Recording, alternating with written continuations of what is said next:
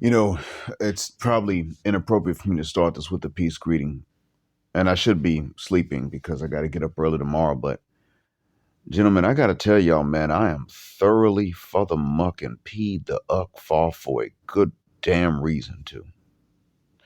And y'all know what it is. I am tick the uck off largely because um, I find out that Nigga the Stallion and her friend, I think her former friend, his name is Kelsey Harris, if I'm not mistaken, uh,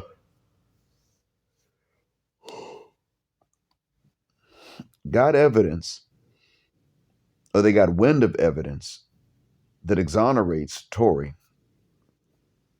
and then he got assaulted and punctured 14 times, a double lung collapse, and 2 times the punctures were in the back of the head.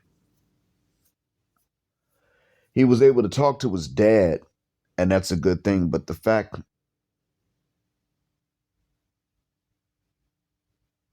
I'm still ticked off about something else, and that is that he's there in the first place. I've been ticked off about it, but then I heard more evidence from the first time when he got convicted. His DNA not found on there, but female DNA found, which was not pursued to be identified.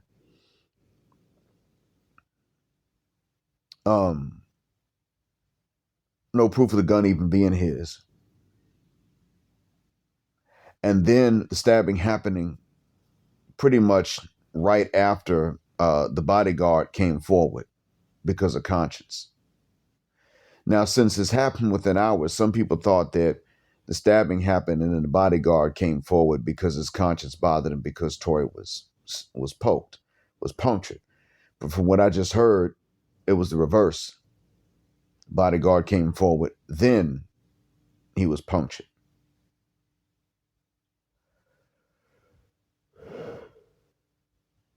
If the inmate has money on his books all of a sudden, they didn't have afterwards, then this is not evidence of the person that put the money on his books paying him. It's evidence that somebody else was happy about it. And that makes it an even bigger conspiracy. Because you see, Kelsey Harris and Nigga the Stallion, I know what I said.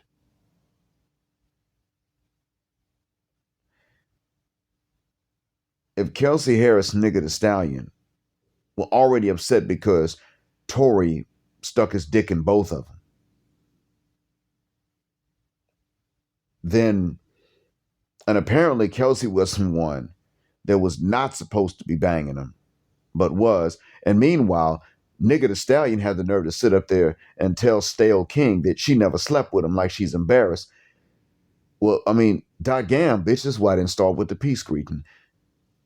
So you embarrassed to be sleeping with a man that you supposedly were an item with, but you're not embarrassed about the inchastity. See, it's not the fornication of it that gets her. And this is why it is that even though I am Muslim and I only endorse Islam as a true religion, that I don't respect women that go around trying to be sexually difficult for reasons of other than chastity. It's because chastity ain't got a father-mucking thing to do with it. Their coyness is so-called shyness. In other words, they're not chaste. So all the cats they ain't banging ain't got nothing to do with chastity. It just has to do with trying to make things difficult. Taking what's important to both men and women and limiting the supply just to make it difficult for men, not because of chastity. Nothing to do with paternity, health, none of that. That's why these women don't even really value marriage like that. They value being selected, but then they want to throw it away afterwards. She didn't fibberguck about the fact that it's fornication. She didn't fibberguck about the fact that sex is private even within a marriage. You don't go telling everybody everything you do, even though people know you're married. You don't do that. That's why y'all don't know nothing about my sex life, except that I ain't complaining. Y'all know I'm married. You know who I'm not sleeping with.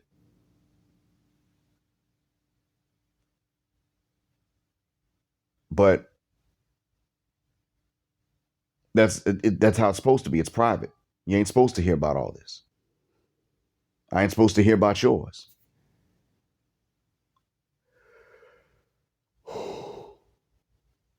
But by the same token, I'm telling you guys, y'all may not realize this, y'all may not understand this and the importance of this, but it's important. I mean, chastity is important. It is also important that people make the right decisions for the right reasons. You should be looking at the practical and the spiritual benefits of chastity. I'm not saying celibacy, I'm saying chastity. But for the ladies, they need to fuck the shuck up and make the right decision for the right reason. So why the hell was Megan ashamed to tell anybody she was sleeping with Tory? Because he shorted her and he found heterosexual satisfaction between her thighs. She wanted to be able to, smash some other dudes without nobody knowing nothing. That's why she lied about it. She didn't lie because she's chased a shot. She lied because she's a slut. She didn't want women saying, girl, you could sleep with somebody. You could have slept with somebody else, even though Tory's famous. They could point to other celebrities and say, girl, you could have slept with them. And then she also didn't want dudes that might like laying down with her to say, wait a minute, you laying down with somebody else, never mind. Because she knew. And she had a boyfriend when she was testifying.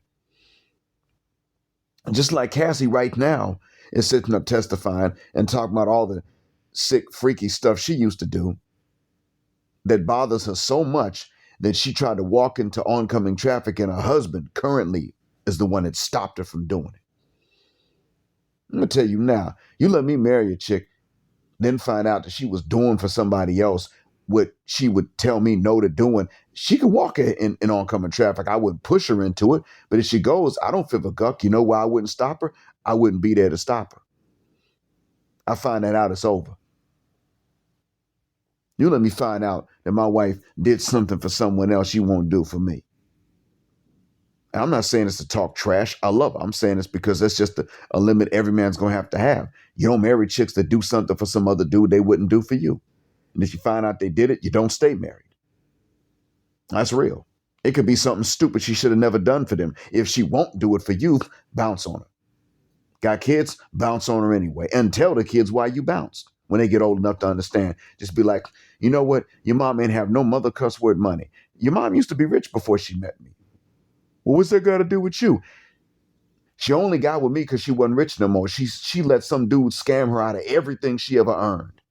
But then she had financial requirements to make of me. Wait a minute. You mean to tell me you used to be loaded and you lost it to some other dude? No. You took care financially of another guy. You're going to do the same thing for me. Excuse me? Never mind. You won't do it. We're done. What about the baby? You get to explain to the baby when the baby gets old enough the reason why we splitting, or I'm going to explain it. One of us will. One of us is going to tell the baby the truth. This ain't on me. I should have never told you. You should have never done it. Because if I found out from another source, it would be the same thing. You don't do that. This is something that these ladies got to understand. So Megan sat up here and lied to Stale King out of shame about it being Tory Lanez, not it being fornication. And then she and Kelsey, who obviously ain't best friends no more by that particular time, because Kelsey the one that shot her because of whatever the case is. Or was it Megan that was supposed to be, was it Megan that wasn't supposed to be sleeping with Tory? Whichever one. Kelsey the one that shot Megan. And Megan gonna sit up there and get with Kelsey so that they could both put the blame on Tory because he's the black man. And guess what? He's C-dose, but not A-dose. Canadian descendant of American slaves, but he's not an American descendant. He's a descendant of FBA's Foundation of Black Americans, probably, I think. I forgot if his dad is from there. Whatever the case is, the point I'm making is that Tory Lanez, we wouldn't even count as Zados. Now, why do I say that? I told you that these sisters that we call them don't give a guck about what kind of black man you are. They don't like black men.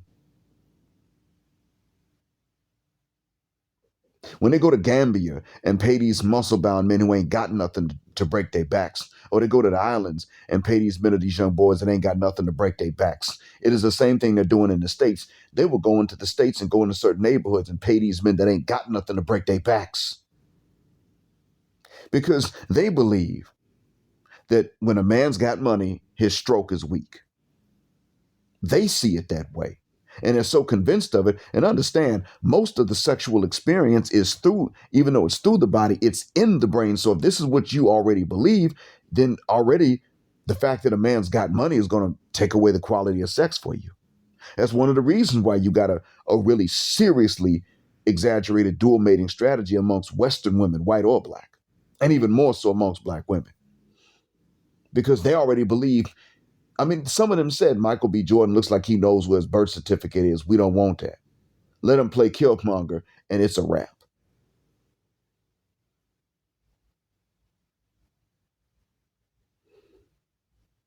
That's what the hell this was all about, and it's always been about that. They got their minds made up. Oh, you got to not have your stuff together to have your stroke together.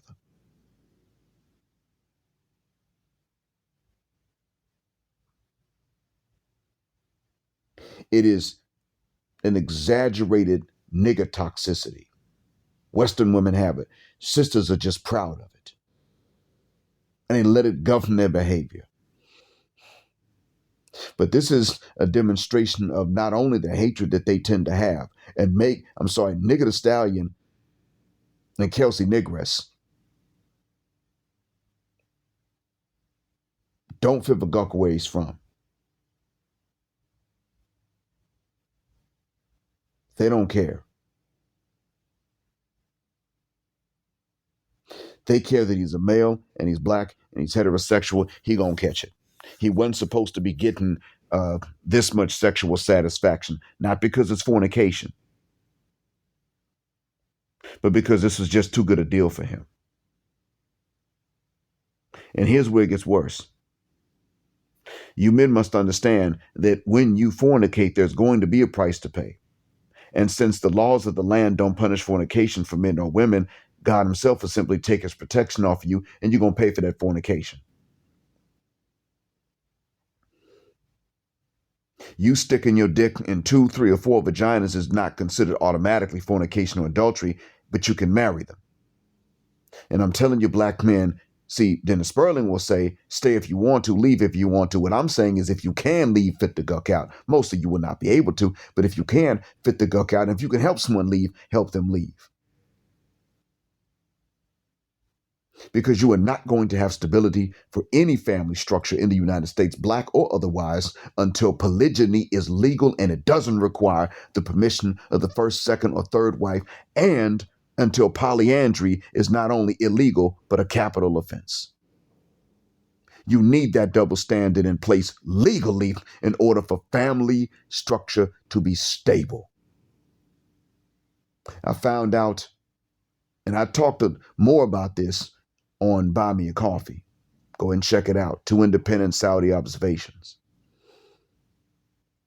But there's one thing that one Saudi Uber driver told me. I told him that the petty people, or the Amapedi in South Africa, have a saying, and it's the same as a saying that a Muslim scholar had in, I think, Khorasan or Bukhara back in those days, which is near Afghanistan or one of its neighboring nations in today's terms. He had a saying. It's the same as the saying of the petty people. And he told me that they had almost an identical saying there in Saudi. And the saying goes, I've talked about this before, you don't beat women with your fist, you beat them with other women. And he said, you don't beat your wives, you except with another wife. No, their saying is you don't punish the wife except with another wife. Oh my God. They're telling on themselves. And they done already sat up here and told us that they don't want what other women don't want. They brag about that. Some of them are so goofy, they'll open their camera up, look at it, and sit up and talk about how I don't want you if other women don't want you. Where are your bitches? Where are your other hoes? And yes, I want you to leave them all for me. They'll sit up and say dumb stuff like this. White chicks, sisters, all of them, and then turn around and never thinking about how stupid that sounds, they will post it up on TikTok.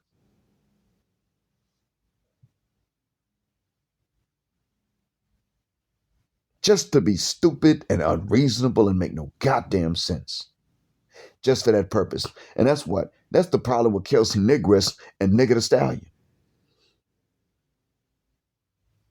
Ganging up to throw Tory Lanez under the bus. They don't even like each other anymore.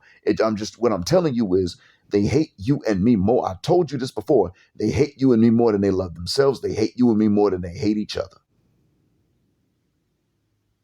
They hate us more than they love each other. That means that their primary emotion is hatred for us, not even love for themselves. And now we have an eyewitness, the bodyguard, coming forward finally. Federal work you been, Duke, but I mean, dude, you just really late.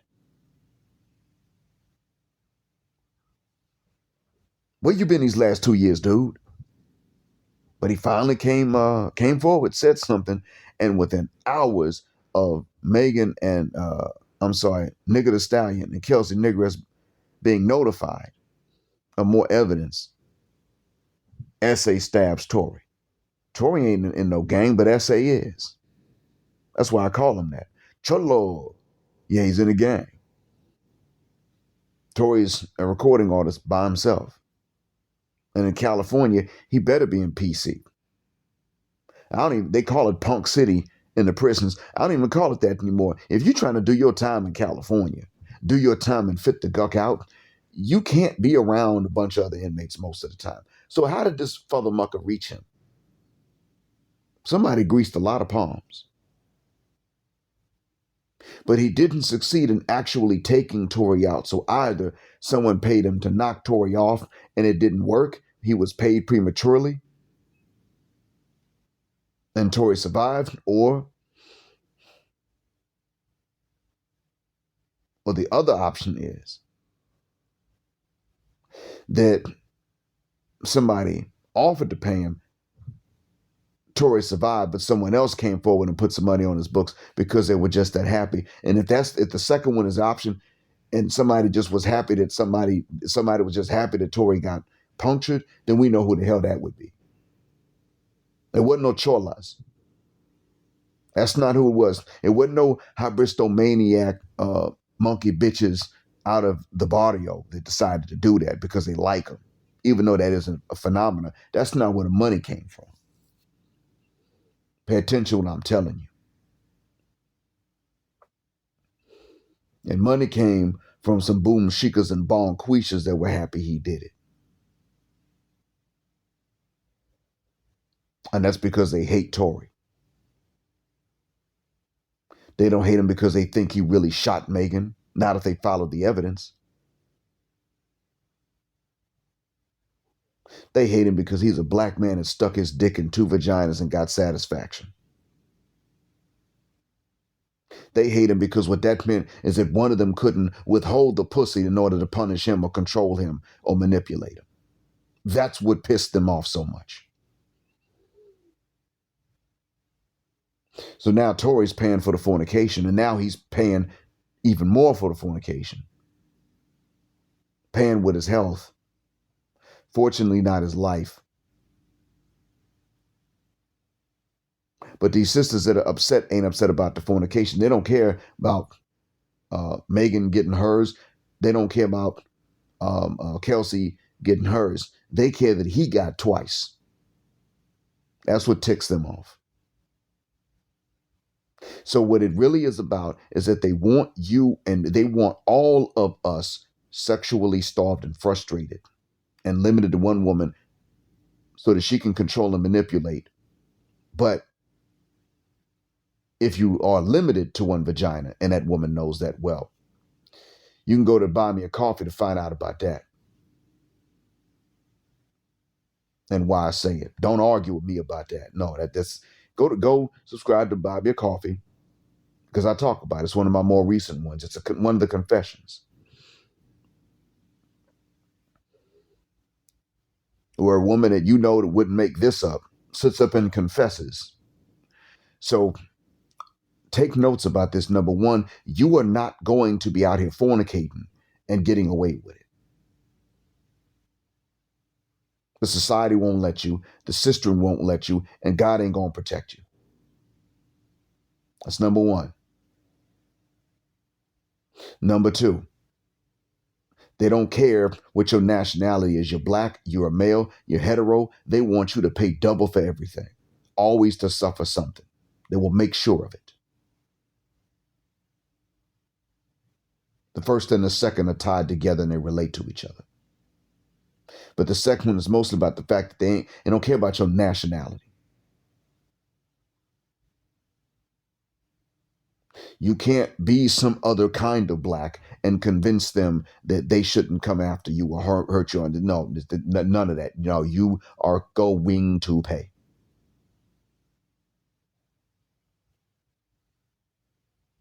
And the third thing is that holding you down, holding you back, and punishing you is more important than just about anything else. Kelsey and Megan, who ain't tight like that, were willing to cooperate after one shot the other to throw him under the bus. What the fuck is that about? They hate you more than they love themselves or hate each other. Let that be a lesson. You have two enemies. Three, really. Four. Yes, went from 2 to 4, just like that. All I had to do was think about it. Number one, you already know, the plantation owner. Number two, his bitch. She just doesn't hate you as much. She's actually more disrespectful to her man than she is to you. But with enough time, your turn will come. Ask Jonathan Majors. And that bitch is white adjacent. But it took her a while to do that to him. Whereas Amber Turd, she got started doing this to Johnny Depp. So that's why I say the reason why Becky seems to be a better deal is because she's only a better deal for a while. She may actually not get just really that mean and disrespectful to you. But with her own man, oh my God, bruh, I've begun to hear the stuff that white women say about gay men. They hate them too. It's a trip.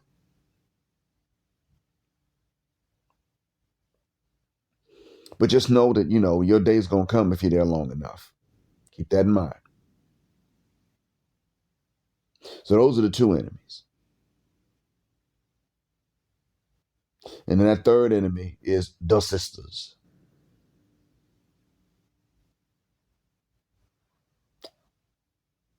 And the other enemy is the rest of the westernized women. And whatever men are envious of you. Maybe that counts as 4 and 5 instead of just 4. With the sisterhood being a third. But you got enemies, black men. And I'm not sitting up here telling you that you don't have these enemies if you're not a black American. No, if you are a Jamaican, you got these enemies. If you are Bayesian, Grenadian, Surinamese, Guyanese, Belizean, Afro-Latino, you got these same enemies. If you are from the motherland, you got these same enemies. And now the women that initially weren't your enemy per se, it may have been transactional if you were in those areas, and it may not have been if you were not in those areas and in those markets. But that woman, the Southeast Asian woman, is being trained to become your enemy. And that's not going to be because you're black. That's just going to be because you're Western. Or because you're a guy, period.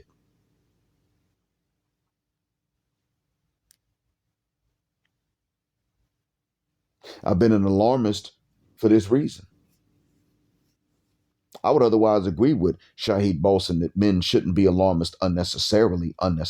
Yeah, sure. But I've been an alarmist because I've sat up and witnessed the necessity of it. You aren't being scared enough.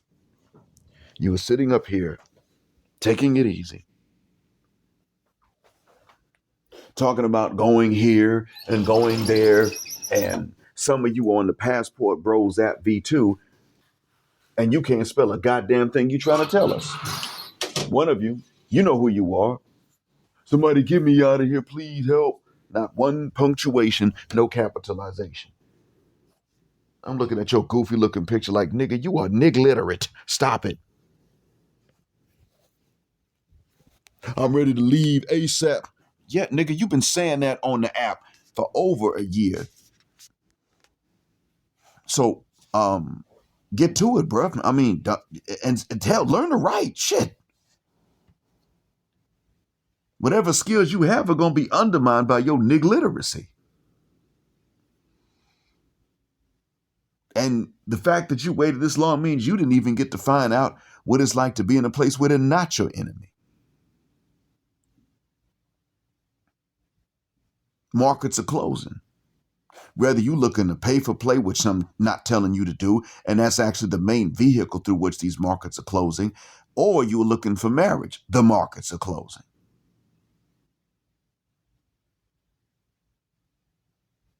Because you ain't alarmist enough. I wish you were, but I don't know what it is with y'all. Anyway, with that being said, darknesses. Take these lessons. I talked about this lesson from Tory Lanez when it happened, and I'm reiterating a lot of the stuff now because now we're hearing an eyewitness account that it was not him that shot her. And now the question is, as a man, you know how women like to say, as a man, and they growl when they say man, because they're about to tell you to do a whole bunch of stuff that's only inconvenient for you and only convenient for them. Yeah, well, now I got to ask the question. As a man, where you been these last few years? Were you under an NDA, a non-disclosure agreement?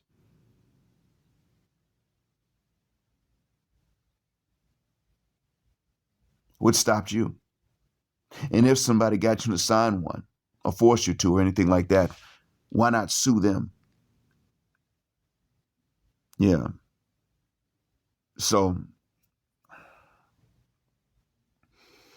no matter what Tory Lanez's lineage is, his situation's a lesson for us. It's a reminder. Not only what happened before, but the attack on him at the time when the evidence is supposed to clear him.